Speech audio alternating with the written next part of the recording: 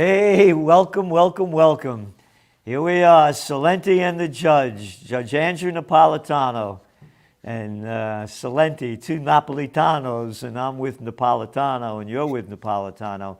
And there is no judge in America that knows and respects the Constitution like Judge Andrew Napolitano.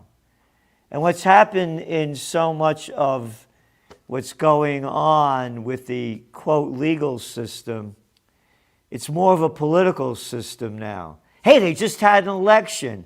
Which judge did you vote for and which party, all right? What America? And when you look at what the judge just wrote and what he's talking about, more government crimes. That's right. You better behave and you better do the right thing or, hey, we're going to send you to Gitmo. So Judge Napolitano, tell us more about the Supreme Court and the Department of Justice and what's going on with them regarding sending people to Gitmo and giving them no constitutional or civil liberty rights. Gerald, good morning. It's always a pleasure to be with you. By the way, nobody introduces me quite the way you do, no matter who I'm sharing the podcast with. It's always a delight. I'm waiting for that fresh ground espresso to make an appearance. So my piece this week, which you have put out, which LouRockwell.com puts out at midnight tonight, Washington Times, and 25 or 30 other venues, catalogs a series of unusual events that happened in the past 2 weeks in the legal system that you won't read about on the front pages. The first is an argument in the Supreme Court in which the government is claiming the right to keep records of torture secret. And when Justice Gorsuch said, well, what's the reason for keeping them secret? There are Polish intelligence agents being prosecuted in Polish courts for torturing people in Poland at the direction of the American CIA, and the Polish prosecutors are looking for evidence of the torture. And the federal prosecutor tells the Supreme Court, we know that this torture happened, but we can't give you evidence of it because it's a secret, and we're allowed to keep secrets in wartime. Whereupon Justice Kavanaugh said, wartime? What war are we fighting? And the American prosecutor said, we're fighting against the Taliban in Afghanistan. Of course, everybody roared. I mean, that would be news to Joe Biden that we're fighting against the Taliban in Afghanistan. We know how we left and what a disaster the departure was. This is another example of the government willing to lie to federal judges, in this case, the Supreme Court. At the same time that was going on, a detainee in Guantanamo was testifying for 2 hours in a public military courtroom about the torture he received at the hands of the CIA in a country where he doesn't even know where it was. The torture was horrific. I won't give you all the details, but it includes rape. The government did not challenge the torture. The government did not cross-examine him. The government did not put the torturers on the witness stand. This is the first time in the modern era. The Bush-Cheney torture regime has been acknowledged by the Department of Justice, and it chose not to challenge the evidence of torture, which was riveting. So riveting, and I've never heard of this happening.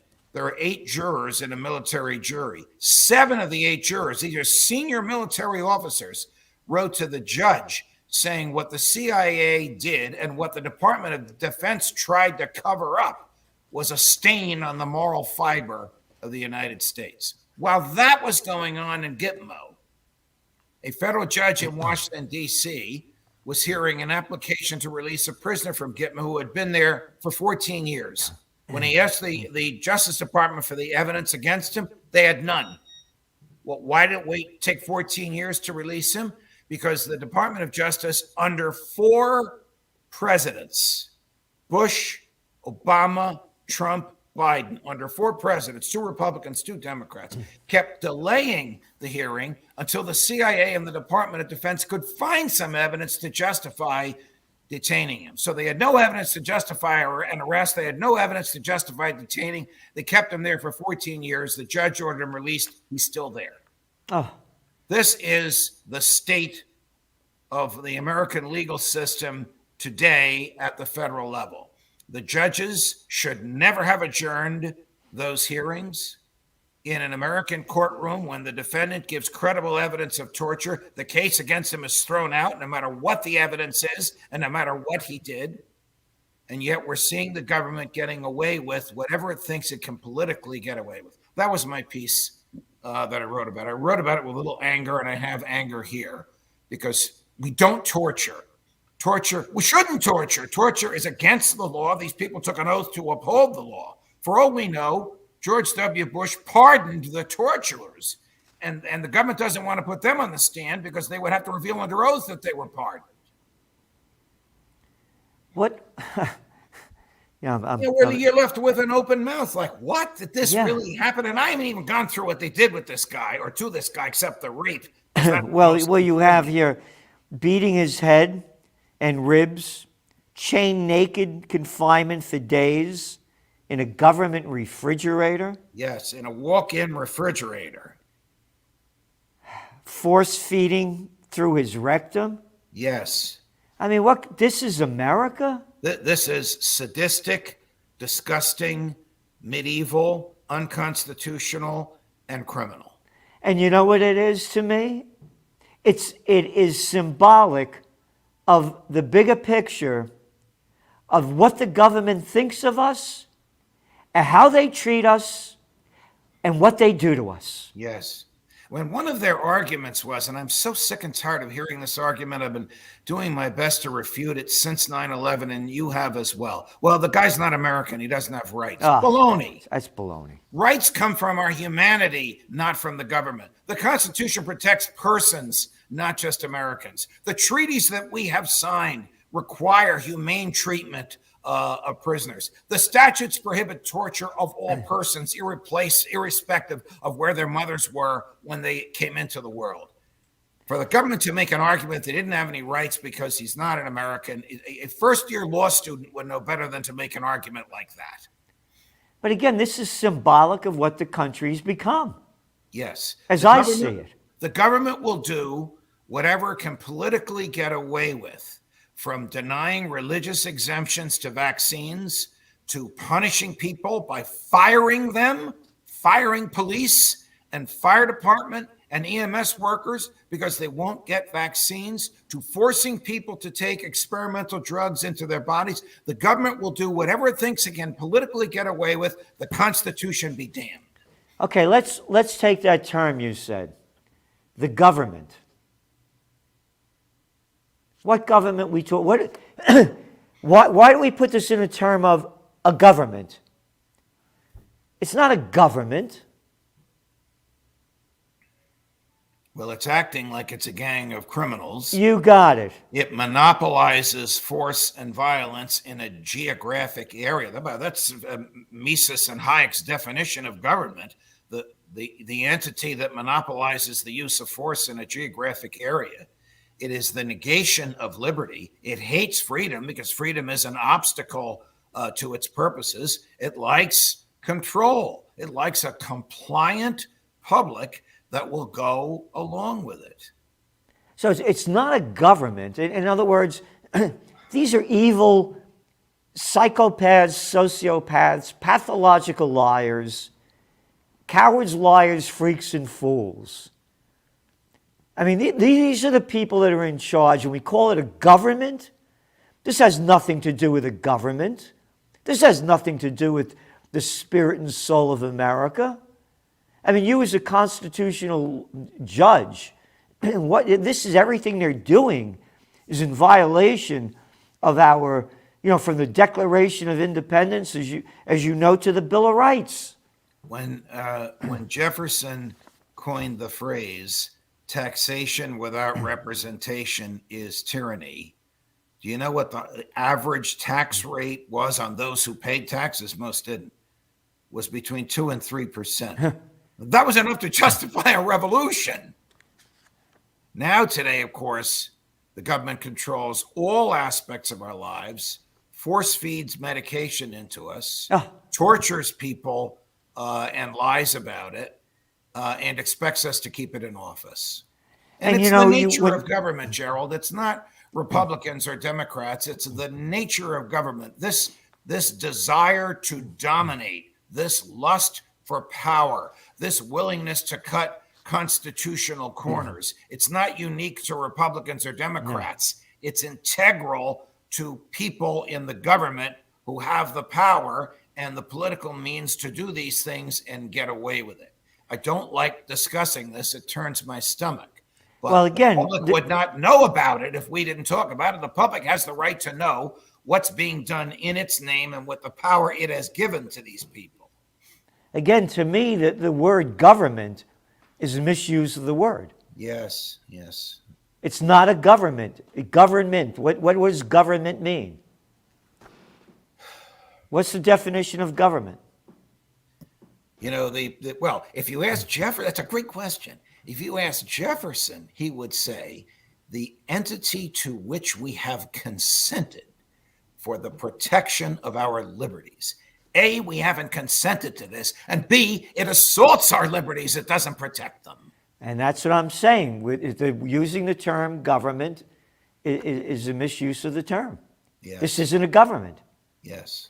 And as you pointed out, you know, they're forcing this vaccinations on us, you know, and we have no rights, you know, regardless of where you are. I mean, we get letters, tons of them every day. People losing their jobs. They don't want to. Oh, now they're vaccinating children. Oh, it's the big news. Now, what, 5 to 11-year-olds are being vaccinated? Again, CDC data. Between May of 2020 and September of 2021, under 500 people from the ages of 1 to 19 years of age died of the virus. That's a population of 75 million people. Under 500 died, and of course, they have either obese, type 2 diabetics, or pre-existing comorbidities. 94% of the people that have died from the COVID overall have 2.6 pre-existing comorbidities. The recovery rate of people 1 to 20 years old is 99.997%. You're never going to hear these numbers from Dr. Fauci, that's for sure. Why are they vaccinating these children? Pick up today's Wall Street Journal, read the front page, and look at the profits that Pfizer made in 2020 and what their projections are for 2021. It's mind-boggling. This has got to be the most widely used drug in the history of the world, whatever Pfizer is pushing. Yes. And then you look at, go into the Wall Street Journal deeper, go into the business section. Hey, how about those CVS profits? Boom. Big boost. You know why? The shot. The experimental gene therapy inoculation that's never been injected into a human body before. So think about it. The federal government does not have the resources to enforce all of its laws, and so it coerces the states into doing so. Now it's coercing private entities like airlines into doing so. But Big Pharma has turned that upside down. Big Pharma, Pfizer, is using the federal government to market and force its products on people. From Big Pharma's perspective, it's a genius move and it's a no-lose. Yep. But from the perspective of a free people consenting to a government, it's the opposite of what we fought the revolution for. And again, you nailed it. But again, you call them Big Pharma, just like we're calling government, which is not a government. To me, this isn't Big Pharma. They're drug dealers. They're drug dealers. Well, And drug dealers will do anything to make money, any way they want to do it, anything they want to do, Right. and you don't stop them. Right. And to me, this is a drug dealer push. And Because again, we're talking about the government not only into going along with it, not only into allowing them to do it, but using the power of government to coerce innocent people to accept all this. and then again, Not the government to which we consented, whether you call it a government or not, whatever it is, it's not what we consented to. no. And last Friday, the U.S. Supreme Court turned away a healthcare workers seeking religious exemption to Maine's COVID vaccines. The head scratcher, Gerald. I was very, very upset to see that. I would have joined the dissent of Justices Gorsuch, Alito, and Thomas, but two of President Trump's appointees, Justice Kavanaugh and Justice Barrett, went along with the majority, which didn't even write an opinion. The only opinion in the case is one paragraph by Justice Barrett saying, we didn't think the plaintiffs had much of a case, and a long, stinging dissent that the first liberty protected under the Bill of Rights is freedom of religion by Justice Gorsuch. The majority didn't even issue an opinion, just said, we're not going to interfere with the court below. We're going to allow the governor of Maine to force all healthcare workers in Maine to be vaccinated, no matter what their religious preferences are. There are no religious exemptions in Maine because the governor of Maine declared that, not the legislature, which writes the laws in Maine, but the governor. And we're going to allow the governor to do it. A total abdication of its role as the protector of our freedom. And quite frankly, very different from three previous opinions, which is basically what Justice Gorsuch says in his dissent. What happened to you guys? We're the same court that did the opposite 4 months ago. And yet, when do you think the Supreme Court is going to rule on this in a major way regarding, for example, Biden's mandates? That's a great question. And I'm glad you said major way, because this was a preliminary ruling issued in the middle of the night. What does that mean in the middle of the night? All right. So it's not a case where they have studied it for weeks and they have all read extensive briefings on it. It's an emergency application. They have a certain number of hours in which to rule on the application. So it's not on the merits. Eventually, they will have to rule on the merits. Now, you asked me, when are they going to rule on Biden's mandates? Here's why I'm laughing. He threatened them in early October. We're now in early November. He hasn't signed them yet. So there are no federal mandates. No one knows what rules OSHA is writing, but they haven't promulgated them yet. Once they promulgate them, they have to sit for public comment for 30 days. So as dictatorial as all of this is, old Joe is really asleep at the switch, even from his own perspective. He threatened these mandates 6 weeks ago, and he hasn't issued them yet. So, again, another term, we said governments, big pharma, and to me, they're not a government. They get, as you point out, according to Jefferson, big pharma, I look at them as nothing more than drug dealers. And to call the Supreme Court supreme, that's becoming even a bigger joke. What's so supreme about them? They don't represent our rights anymore. Well, they're supposed to. They're actually hearing a case as we speak about the right to bear arms, not the right to own a gun, but the right to carry a gun, challenged again. The challenges against the very restrictive gun laws in the state of New York. It would also apply to New Jersey and all states that have restrictive gun laws. Look, as I said earlier, it's a head scratcher. Sometimes they do the right thing, which is to favor human freedom, because human freedom is the default position. Our rights are natural to us. We are born naturally free. Government is forced upon us by force. So government is the exception. Government should never have the benefit of the doubt. Human freedom should have the benefit of the doubt. You may very well see that coming from the Supreme Court in this oral argument they're having literally as we speak on the right to bear arms. But they don't always do the right thing. Freedom of religion is the first religion. For them to say that a healthcare worker in Maine cannot even ask for a religious exemption is more Soviet than it is American. Well, not even Soviet. You can get a religious exemption in Russia. It's more Chinese than it is American. You know, you said before that, you were getting angry, and I saw it. And you being, a very religious man, a devout Catholic, what was that guy? What was that? One of the St. Thomas Aquinas. I think he had a few words about anger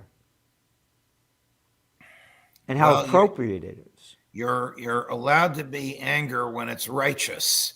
When you're angry at the destruction of life or the destruction of liberty or the proliferation of sin. In this case, I'm not judging people's hearts, but I am judging their behavior and the behavior of the people in the government, from the torturers who tortured this guy, to the lawyers who lied about it, to the governors who issued edicts and pretended they were laws, to the police who enforced those laws, to the judges who refused to dislodge those edicts and refused to defend liberty. Those are the people at whom I'm angry. Yeah, and anger is appropriate. And then what they do in this whole brainwashing society, oh, you're not supposed to be angry now. You just calm down. You just calm down. I had an incident that happened to me on this past Sunday. And my building out here, I was sitting outside with a lovely lady, and we were having a cup of espresso. It was a beautiful Sunday. We were sitting outside, and this big guy comes over, and he got chains hanging from him, thing in his nose. And, I have that little chain going across so you can't go into the building because people want to come in here all the time. And he goes, I want to go in there. And I'm sitting outside, and I said, well, it's a private office. I want to go in there. What do you mean, private office? I said, it's a private office. You can't go in there. You're a white racist supremacist. And he starts screaming at me. Oh, boy. Oh, yeah. And I said, listen, man. I said, take it easy. I said, I don't want to hear it. You're nothing but a piece of crap. You're a racist piece of garbage. Oh, boy. He yells out that Alex Jones, because I'm on Alex Jones every week. You're nothing but, and I said, listen, man, I had enough. And I used to teach close combat. Right. So I stood up, and this is on camera. This big guy, maybe, mid-30s, calling me a racist, white supremacist. Imagine me, right? And, of course, I call this guy out angrily because that's what you do when you're in a fight. Right.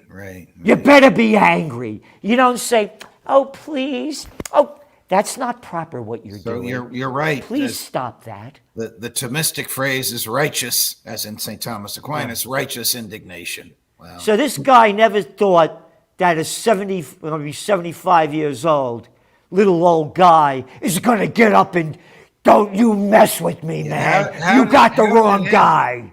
How did it end? He went away. Wow. Because I went to this guy, because in close combat, you attack the attacker. Right. And so what I'm saying is that they've taken our spirit away from us. Yeah. For men to be men and women to be women. And we have every right to be angry about how they are robbing us of our life, our liberty, and the pursuit of happiness. Yes. Happiness? Why, how dare you be happy? You get back in your house. Hey, you got that little governor over there. Is he going to be governor anymore over there in New Jersey? Little Murphy, the little Goldman Sachs gang member? We may have deposed the dictator. I mean, when I went to bed last night, he was up by 250,000 votes. When I got up this morning, he was down by 1,500. This is a little Goldman, an arrogant Goldman Sachs boy. This guy said he wanted to turn, you ready for this, New Jersey into the California of the East. Great. Great. Hey, they're having a great time over there in San Francisco, huh? Yeah. You left your heart in San Francisco? You bet you may lose your life in San Francisco. Walmart, Target, one after another, closing the places down because people are robbing them blind. Well, the streets are filled with homeless. All those gutless little geek boys, those little tiny geek boys that have brought the properness of being a little low-life piece of nothing, have destroyed that place. Well, the prosecutors in San Francisco do not prosecute shoplifting. Yep. That will drive retail businesses off the streets and even out of the city. Yep. And what's that guy, the district attorney over there? What's his name? Oh, I forget his name. Yeah, a little nothing boy. I forget. Another little nothing boy. Yeah. And when you got that clown mayor. I don't have to wear a mask when I'm dancing, but you do. Look at the freaks running the show. It's a freak show. It's not a government. I'm sorry, Judge. It's not a government. Step right up, step right up. It's the greatest. That's why Barnum and Bailey's circus went out of business. You don't have to go to the circus anymore to see it anymore. You see it in the streets. You see it in the streets. So Celente on righteous indignation. Those of you watching us now, you just saw it. How many espressos did you have this morning? I only had one. Okay, Judge, thanks a lot. See you next weekend. I'm on with him today. First time in many years that I've been on with him. Looking forward to it. Thank you. Yeah.